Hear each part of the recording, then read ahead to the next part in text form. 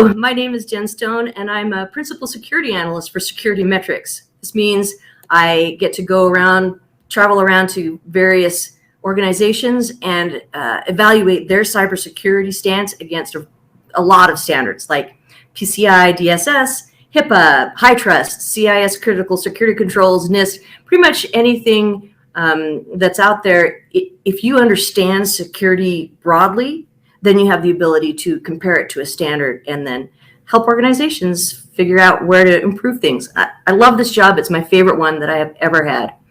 I'm also the Security Metrics podcast host, which means I get to talk to a lot of really interesting people in the cybersecurity space, and I am so honored to have been able to talk to you all here today. And I'm going to talk about gaps in your career, gaps in your capabilities, and gaps in the people around you, and what you can do about it. Before I start, I wanted to acknowledge that my experience is not your experience, so my solutions may not be your solutions. This does not make your choices invalid, and it does not make my choices invalid. It simply means I'm speaking from what I know, which I hope is of value to you. Back in the before times, when we could still travel a lot, I went to London. And it was one of my favorite places to visit so far. I got to travel on the underground, and they have this mind the gap message that plays. It's a recorded message, and it's printed all over the place. Mind the gap is the thing that tells you don't step into that the gap between that space between the platform where you're standing and the train that you're trying to get on. So of course I hyper focused on the gap and tripped on it on my way getting into the train. But there's a term for this. It's called target fixation. I don't know if you drive or ride a bike, but if you've ever been in that experience and you see something in the way in front of you and think, oh, I should not run over that, and then all of a sudden, ka-thunk, ka-thunk, right? You've driven right into it. It's because of a thing called target fixation, where when you focus on a thing, that's where you end up going. And the last place you want to hyper-focus and experience target fixation is on the gaps. So sometimes we get so busy minding the gap in our lives that we get stuck there because we don't look past that gap and focus on the place where we really want to go. So I'm going to talk about the gaps that you might be getting stuck in and how to move past them. Let's start with this. How do I break into cybersecurity gap? The problem with this question is that the answer could be many, many different things, depending on where you are now and where you want to end up. Cybersecurity, I mean, it's a great word, right? You want to be able to say, a lot of us kind of got into it because we feel excited about the word. We feel excited. We want to be able to be proud of what we do. And then saying cybersecurity to the people around us kind of gives us a charge, right? Feels good to be part of this. But what does that even mean? This is a massive career field. You can't just say, I want to be in cybersecurity and leave it at that. Do you want to protect systems against attack? That's basically blue teaming. Do you want to be part of the team that attacks those systems and sees where the vulnerabilities are? Basically, that's red team. But even those phrases are absolutely vast. So let's consider one of the jobs that might fall under the blue team side of the house. Threat hunting. How cool is that phrase? I'm a threat hunter. And it is cool because what you're doing is you're going out and actively finding the threats that could be exploiting any organization in that moment. These are using tools, reports. You're finding patterns of activity that might be indicators of compromise for that system. And the great thing about threat hunting is that you don't have to be super advanced to do it. You can be fairly limited and new to an organization to be successful in threat hunting if they have a place for junior people to go use the tools. So in other words, do you know enough about the tool they use to come in and be a threat hunter using that tool? Now, I have no doubt that the people who are proactively attending this are bright and driven and are going to get super bored of being just a tool manager threat hunter after a very short time. But it's a great place to start. It gives your foot in the door, and then you say, oh, I can actually take and look at what are these patterns that I'm finding, and then dig in and finding what might be causing the patterns, right? So there are levels to any job available in an organization. there's a lot more jobs you can do. Like on the red team side, maybe you want to be a hacker. Now, I'm not conflating the term criminal with hacker, although a lot of people in the industry still think they're the same thing. They are not. A hacker is simply someone who uses creativity as a way to find their way into information or systems that they should not have access to. That's really a hacker, okay? So a lot of good penetration testers consider themselves hackers, and a lot of good penetration testers start as scan techs. All right, so scan tech might actually be in the IT department, not cybersecurity. So what? It's a good place to start. So a lot of times when you're considering how do I move myself forward, instead of focusing on I am not in cybersecurity, that's a gap that can really drag you in there. Instead say, I am on the path towards being in this cybersecurity role that I actually want, but I'm starting here because it gives me the information, knowledge, and experience that I need to be able to take on that kind of, sexier job, right? So there's a lot more jobs you can do in cybersecurity as well. Some of the roles have a wide range of responsibilities. They require a broad extent of knowledge and ability, especially if the job is in a smaller startup company where everyone wears a lot of hats. So some roles have a very narrow set of responsibilities and can be performed by someone new to security with very little IT background because they have space in that large company for someone doing a niche job with a tool. So as you consider your skill set and where you want to go, you can look at different companies that might be offering different opportunities based on what you can do. All right? So the point I'm trying to make is this. I am asked often how to break into cybersecurity by people who don't even know what kind of job they want to do, often because they've never thought about it. So if you're stuck in a place of wanting to be in cybersecurity and you're not yet, or if you have a job that you don't really want and you want something different, do you know what the goal even is? Do you know what you want to do?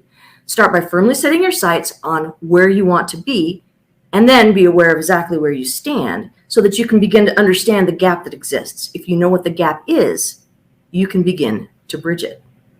At this point, you might be thinking, oh, easy for her. She's got a great job. And I do. This is honestly, I've never had so much fun in any kind of work I've ever done. I get to see different people almost every week. I get to see different systems, puzzle out different security. I get to travel, except for in the last year and a half. I get to travel the world, and I have no doubt that's going to happen again.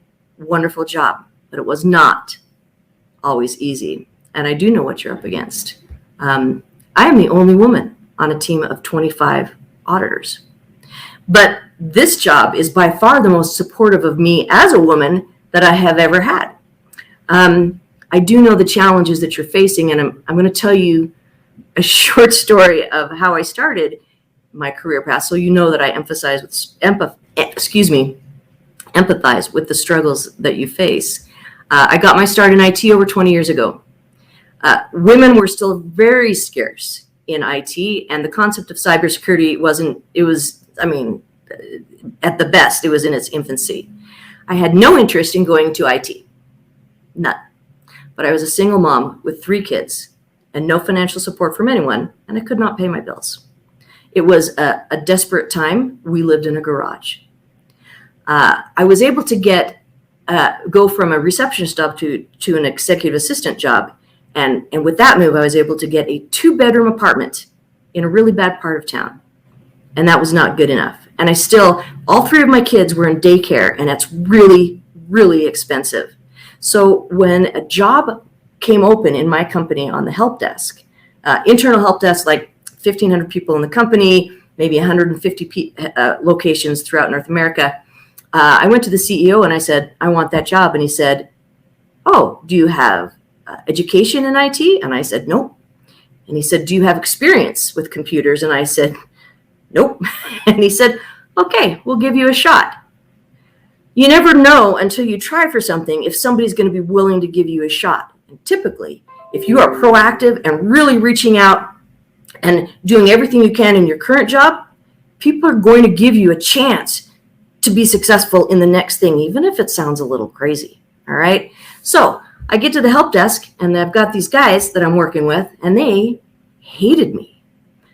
Probably not because I was female, although that might have had something to do with it. But look, They were looking for help. They needed people to assist them, and I didn't have the capabilities to do that. So I get it.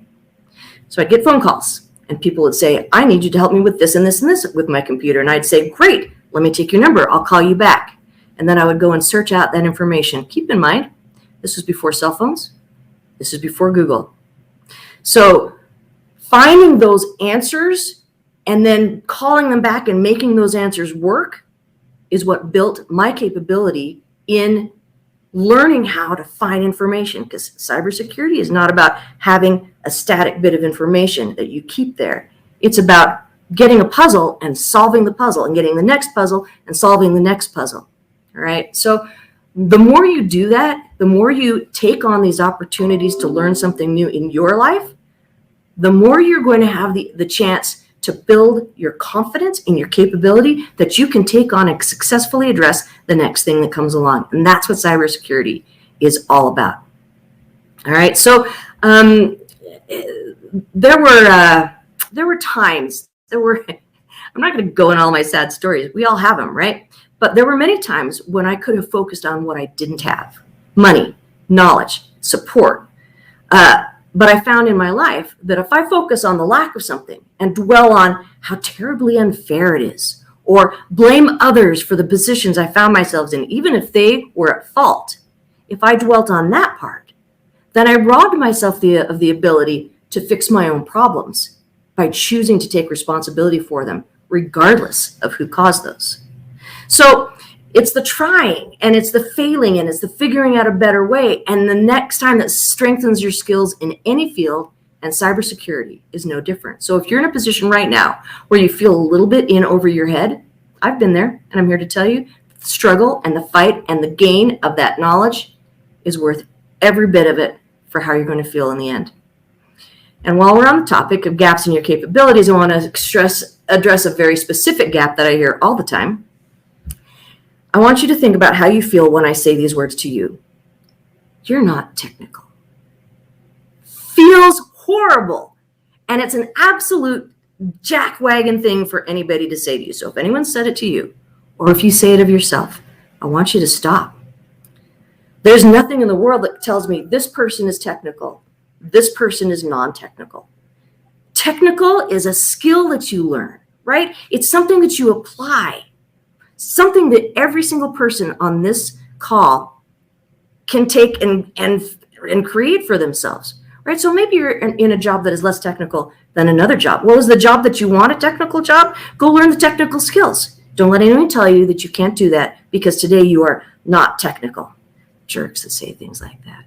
So this brings us to the gap in people around you. And this is the hardest one, I think, because gaps in people around us is often easiest for us to see, but is definitely the hardest one for us to address.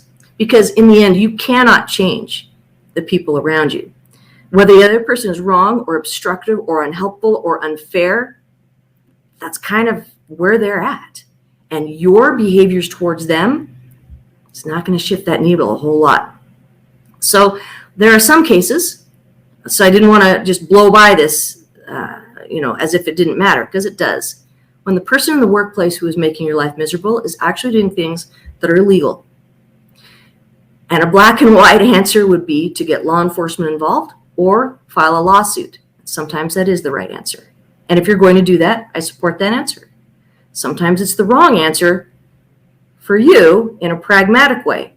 And I've dealt with those as well. Sometimes I have stayed in a job where rightfully I could have filed a lawsuit, but what would have done to how I felt about me, the stresses that I was already under, and finding my next job in that career. So sometimes we have to listen to people like my sensei, who was a grumpy old man, who recognized that at a certain point in my life, I was meeting every challenge head on and just basically bashing my face against them. And he taught me, be like water, which I think is like I can't remember, some movie thing. But being like water, you can actually find your way through and be successful without injuring yourself.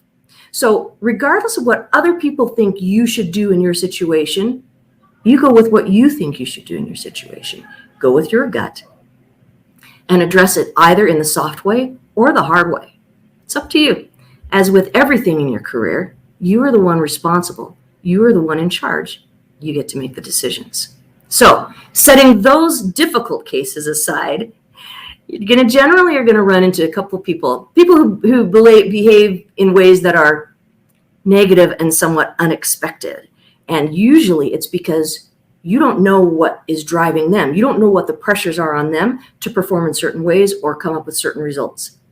If you do, you might find that the reason they're negative towards you is because you're not helping them or you're actively working against them in ways that you had no idea because you didn't know what their drivers were.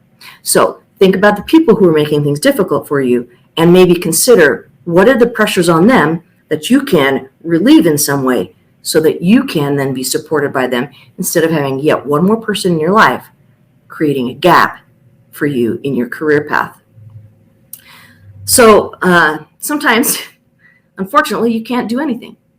And in those cases, I often recommend get a different job.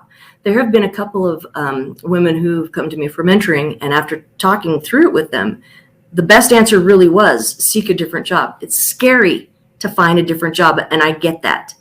But in every case where I've either recommended someone else get a different job or I personally have bailed and gotten a different job, the outcome was better than where I was before in every way.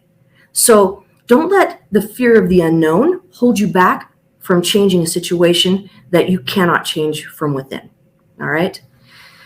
And sometimes you can't do anything, but regardless of your influence over a gap, your relationship with colleagues, and you get to decide how to respond, and you get to decide the lens through which you view the things that happen to you. And let me explain. When I was younger, I was often told by well-meaning people that gender was an issue in tech. Now we all just heard that there are gender gaps in tech. That's not the same thing as your gender will hold you back in tech. So I want you to take that dichotomy of understanding and kind of mull on that for a second. I was told that gender was an issue in tech and that I need to be on the lookout for it. The problem with this is that we see what we believe or expect we will see. And so I saw gender issues everywhere. One day I read a book that helped me change my thinking on this. It's called Man's Search for Meaning by Viktor Frankl. I recommend it because it's a book that talks about you can't control how other people behave towards you. All you control is your response to that. And in that, there is freedom. You get to choose. So I started the practice of responding to every perceived gender-freighted challenge as if gender had no bearing whatsoever on what the person was saying or doing. I'm not saying they weren't doing it. I'm saying I chose to not see the gender piece. And astoundingly, when I stopped believing that my gender was a factor, it no longer was. I'm not saying that suddenly nobody I encountered in my career decided things based on gender, because they are out there and I've run into quite a few. And some of them were women, unfortunately. What I am saying is this. The times that my gender had any bearing on outcomes in my success became vanishingly small when I stopped letting it. So here's the real brain twister on that. If my gender isn't a factor and I'm still not succeeding, what's holding me back? Myself. And that's a hard idea to take on board because now I'm responsible for my career outcomes. And this is not to minimize the very real experiences that I know you have had and will continue to experience as women in cybersecurity. It takes guts to be in this field. But when you choose to set aside gender as a reason you're not succeeding, you're going to find a lot of power in that choice because suddenly you won't allow yourself to use it as a reason to fail. And in that moment, you'll be able to focus on where you want to be and not focus on the gap because you belong here in cybersecurity. So I guess there's a Q&A. I hope I left enough time for that. But I'm not sure where that is. Oh, there's a whole comments field here. Ray, thank you for putting that link in. what was that book again? It's Not Just Tech, Work and Sales. Yeah. Women, I'm just scrolling through your comments to see if there are questions here that I can answer.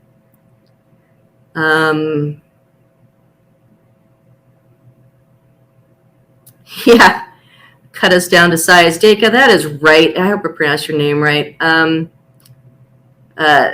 Things that people say, and in the past, I have allowed what they said to affect my behavior, to make me smaller, to put me in my place.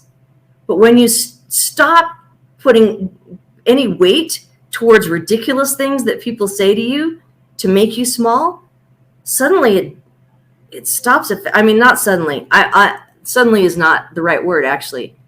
It takes practice. This is a practice. It's almost like a meditation to allow those things not to affect you. And I still do. I'm going to tell you one more story before we close. There's language in this story. I'll try not to do the language.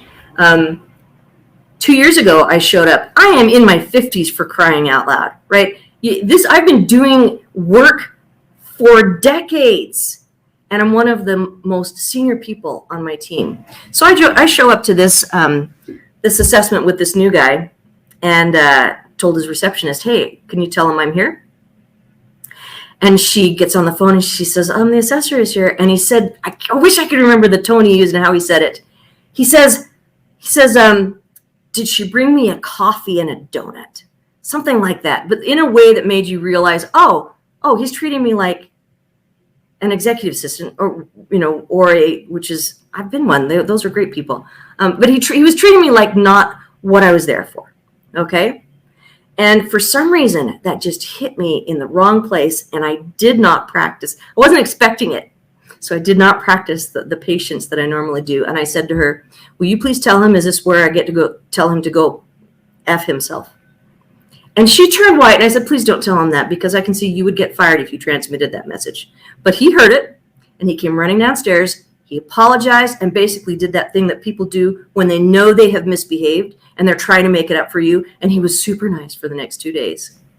But he was horrible to the women that he worked with, who half of them were his sisters. So this is a family-run business, right? So I came back to the office, and I said to the auditor who had handed this off to me, he had done it the previous year, and I said, "Why did you give me this customer?" He said, "Well, he's the most misogynist guy I'd ever met, and I wanted to see what you could do with him." Thanks for the warning. Anyway, I did call my team lead at lunchtime, and I said, "Hey, in case you have to fire me, this is what happened, and this is what I said." And he said, "Oh, we're never going to fire you for that." Okay, thank you. So you guys have been absolutely wonderful. I love your positive responses. Oh, Tiffany, no, of course not. You're not supposed to not fight discrimination. What I'm saying is, if your focus is on your cybersecurity career path, there are things that you're going to experience that if you get yourself sidetracked into fights that may or may not have any outcome on the broader sense of the world, there's this one guy who's being like this, you have a choice. You can spend a lot of time and energy fighting him. You can create animosity in your workplace because you're fighting him or her. Or if that person happens to be over you, you can spend your career under them fighting them, or you can find a better way through. So if there is actual harassment going on and you want to take out a lawsuit, do it. If there is that borderline area that we all experience all the time, I find that exhausting, I'm going to jet. So, but it depends on the person. What I'm saying is sometimes we as women feel like we're getting a little bit bullied into fighting all of the fights ourselves. You don't have to. You can do it when you want to. You don't have to.